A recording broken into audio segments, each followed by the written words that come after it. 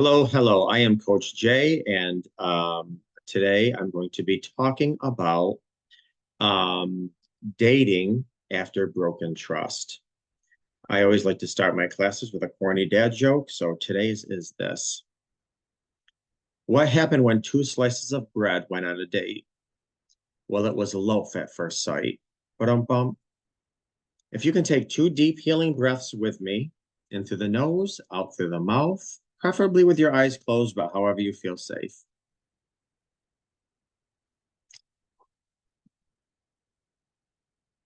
And one more time.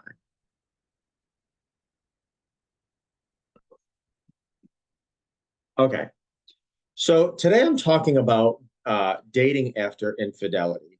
Now, I'm not talking about repairing and rebuilding and dating with the person that you're in the relationship with and they broke trust. This class more focuses on getting yourself into the dating pool after separating or divorcing from the person who committed the initial infidelity. So it's going back into the dating pool with somebody completely new. We all know that repairing and rebuilding after broken trust is not only possible, but predictable. It's also highly likely, providing both parties do the work and are willing. However, there are times when ending and moving on will occur. Life happens. So again, this class is about navigating the dating pool after separation, divorce, and hopefully some healing. I will say I have a niece who's on dating apps, and I'm glad I'm not in that era because they seem to be challenging and quite a pain. But obviously, there's a lot of good quality people out there for those that at either now or at some point do want to start navigating this journey again. All right. So you were in a relationship and your partner was unfaithful, cheated on you, betrayed you in some way, shape, or form. It was devastating. And now you're at the point where you want to try dating again. However, the question becomes, how do you date after broken trust? How do you trust again? Dating after infidelity or any type of wounds can actually be very difficult and more difficult than we think. Issues surround trust. Um, uh, I'm very sorry.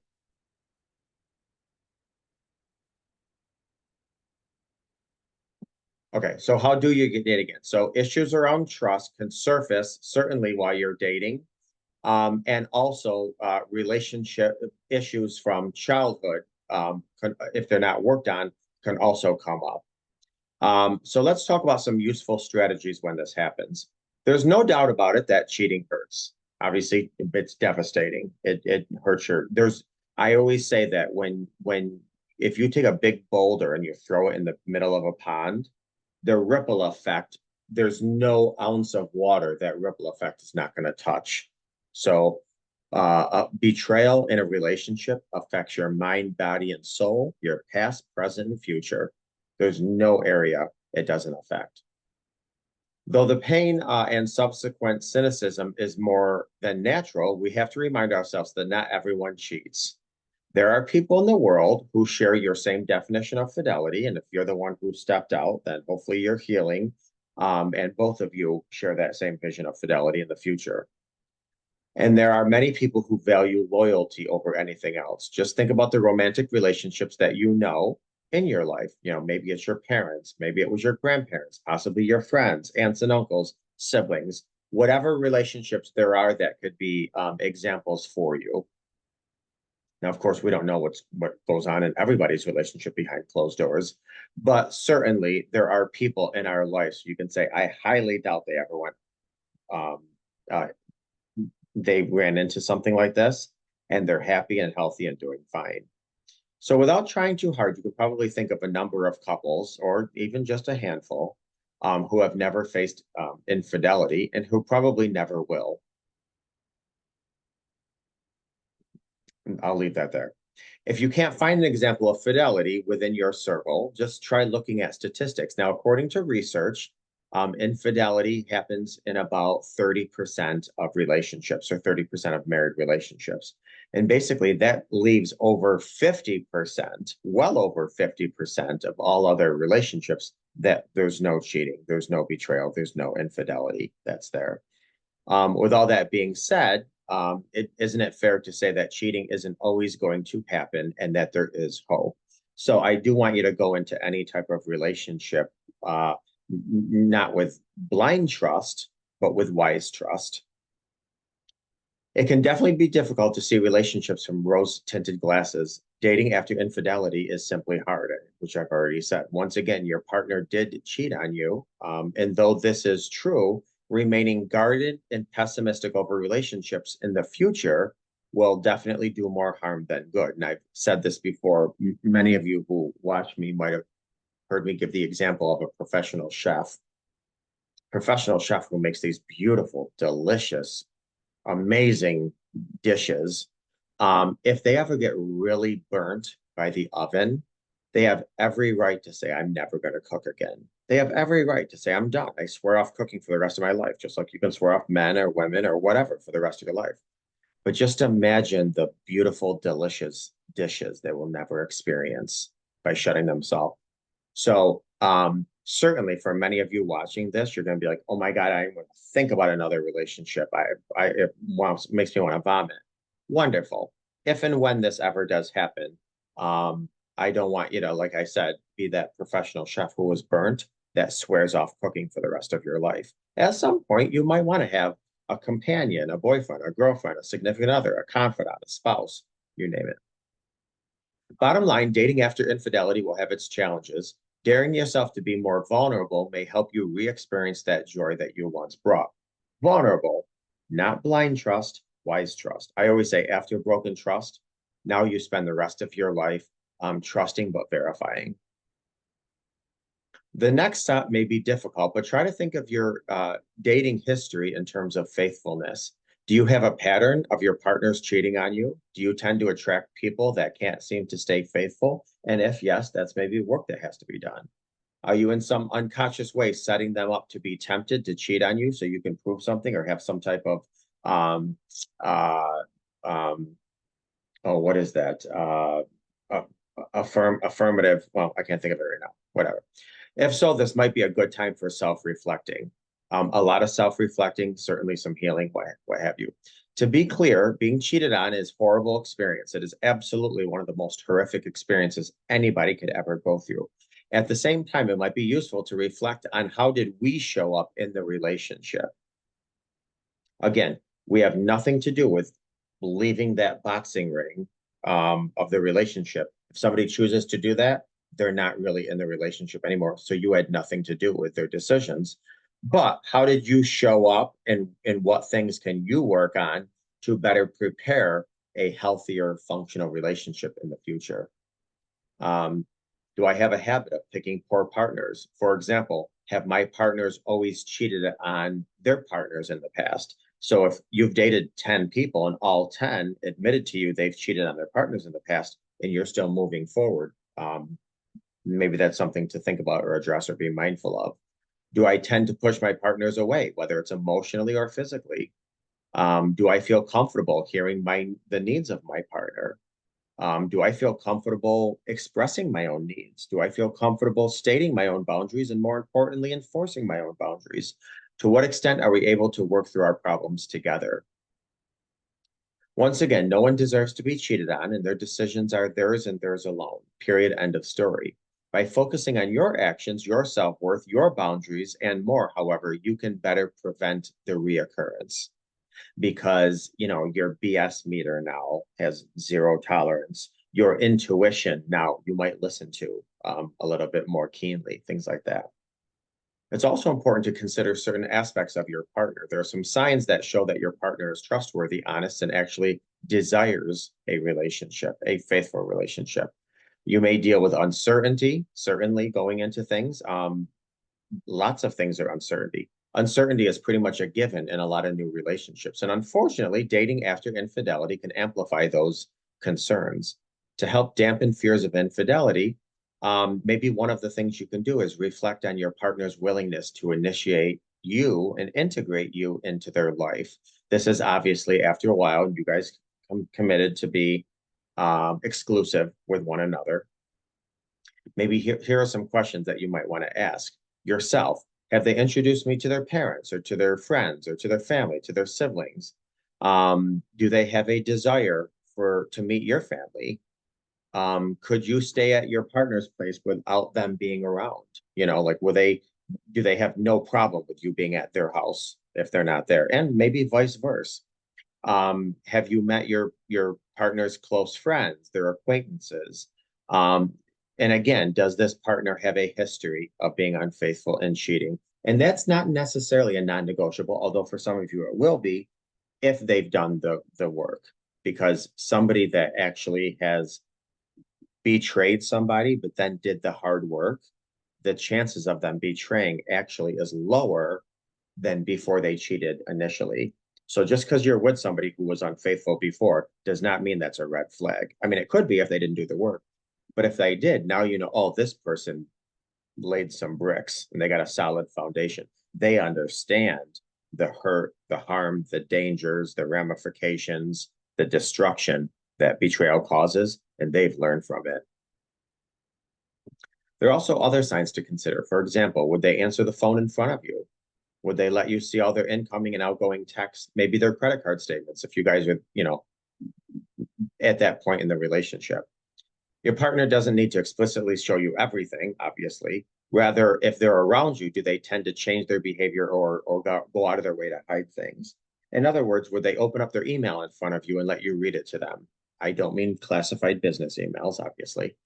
When you walk into the room, does your partner suddenly change their actions or their attitudes, or maybe slam their laptop down? And of course, does your partner flirt with other people? And this could be covert or overt. If you find that your partner is like sliding into people's DMs to say, "Oh, nice shirt," to some scandalous somebody on TikTok or whatever social media people have, that's not cool. And actually, to a lot of people, that's considered infidelity. While openness from your partner is generally a good sign, try to remember that each person is unique. Um, uh, I have people in my family that haven't cheated, don't have a tendency to cheated, haven't thought of cheated, but boy, they're secretive as anything. So I could see if they're in a relationship with somebody who was previously cheated on, we're like, why are you so secretive? That is like giving me weird signs. Well, somebody just could be extremely private, extremely secretive. Doesn't mean they're going to cheat, just that's their personality. So these are some things to navigate. It's definitely beneficial to hold certain standards for your partner. However, there's also things that you can do personally to ease the transition into dating after broken trust. For example, you can incorporate what's called a CBT technique called testing. So essentially, you evaluate a specific thought based on the evidence that supports it. You evaluate a specific thought. For example, let's just say my new girlfriend or boyfriend, and I named him Jamie because Jamie could be a boy or a girl. I was thinking Tony because Tony could be a boy or a girl too, but I like Jamie. Anyways, my new girlfriend Jamie, or my new boyfriend Jamie, is he or she going to cheat on me? I would then challenge that claim based on what I know. So is Jamie the same person as my ex? Has Jamie cheated on any of their past partners? That would be a good question. If this isn't clear, if this tactic doesn't work or technique isn't clear, doesn't make sense, then see another one could be that our thoughts influence our behaviors, which influence our feelings. So all three, which are thoughts, feelings, and behaviors, they impact each other. Therefore, by changing one, you change the other. So regarding this reality testing, another thing that you could do is modify your own thoughts by analyzing the probability. So let me give you an example. If you think your new partner will inevitably betray you, and let's face it, when you've been hurt, that's something that's a good possibility. Try to back up the belief with evidence. Here are some questions that you may want to consider. If you guys were sexually intimate, physically intimate, has your sex life changed? Has my partner been open with communication? What definitive factual signs has led me to believe that my partner has been cheating on me. Because you got to keep in mind, facts are not feelings. Now, yes, we have to honor our feelings, but we have to make sure that we manage them. They don't manage us. Um, has my partner become more secretive? Uh, does my partner have a history of cheating? Like I was saying before. So with this type of reality testing, what you're doing is you're shifting your thinking from what's possible, because anything is possible, to what's probable.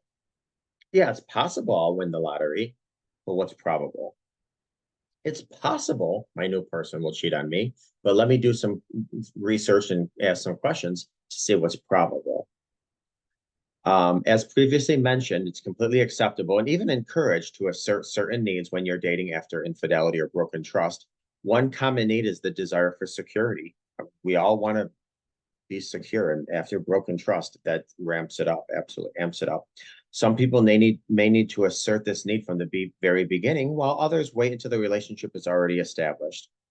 There is no wrong answers here. You just simply have to do what's right and what's right for you, regardless of regardless. Now, why is this important? After being a victim of cheating, although I don't like the word victim, I like the word fighter. I don't even like the word survivor, but if that's what you use, by all means use it. I use fighter. I think that puts you more in an empowerment position. It's a whole nother class. It could be hard to trust people, as we've been talking about. So after all, when our trust is betrayed, the way we see the world is different, but there are some ways to remedy this. Asking your partner to maybe text you every now and then, that might be helpful. Advocating for calls on weeknights, especially if they work, evening shifts. Letting them know that cancellations, especially last minute cancellations, kind of dysregulates you. And that's a fair request. Obviously, emergency things happen, things come up, but you're not comfortable with a pattern of last minute cancellations. That should be a given, but just wanted to state it. There are numerous expectations to hold in a new relationship. However, what is truly important is how reasonable they are. Keep in mind, everybody's different. Everybody has different needs. What might be reasonable to you might not be reasonable to them, but there is a dance in relationships. And how can I hold myself and value myself while I'm holding you and valuing you? There's a dance. I think Esther Perel put that perfectly. So to end this class, just remember navigating a new relationship is certainly going to come with its challenges. But it takes patience and time and a lot of teaching and learning and compromising and negotiating and understanding and forgiving. Your partner is unable to read your mind. Therefore, the only way to truly know how one another feels is to communicate. And I mean honest, open, and often communication. That is essential to navigating a healthy, happy, healed, for the most part, dating relationship after broken trust. So I hope you got something out of this class.